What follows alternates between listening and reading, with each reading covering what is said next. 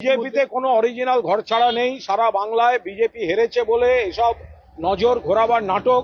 সারা বাংলায় বিজেপির একজনই ঘর ছাড়া, তার নাম দিলীপ ঘোষ, যাকে মেদিনীপুর থেকে রাজনৈতিক সন্ত্রাসে শুভেন্দু এবং সুকান্ত বাবুরা যাকে উচ্ছেদ করেছেন, একমাত্র ঘর ছাড়া হচ্ছেন দিলীপ ঘোষ।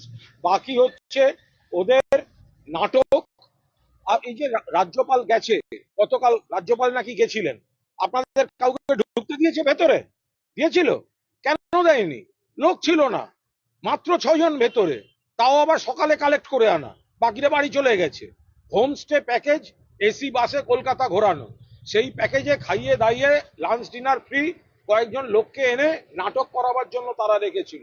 ফলে তাদের কোনো ঘর ছাড়া অমুক তমুক এরকম কোনো বিষয়ই নেই। কিন্তু অভিষেক যেখানে ধর্ণা করেছিল সেই জায়গাতেই অনুমতি চাইছেন অভিষেক চেয়েছিল 100 দিনের টাকা আদায়ের দাবিতে, আর শুভেন্দু চাইছে কোনো এলাকায় যেতে পারছে না। আদি বিজেপি কর্মীরাই বিক্ষোভ দেখাচ্ছে, মানুষ বিজেপিকে হারিয়ে দিয়েছে, ধাক্কা খেয়েছে। ফলে এখন এখানে বসে নাটক করার জন্য বিভিন্ন এলাকায় যেতে পারছে না, দলের বৈঠকে দলের নেতারা যেতে পারছেন না। তারা মধ্য কলকাতা এমন একটা জায়গা খুঁজছেন যে জায়গাটা 2-3 ঘন্টা শান্তিতে বসে একটু লেবুর জল খাবেন, সেই জন্য একটা ম্যারাপ জায়গা চাই।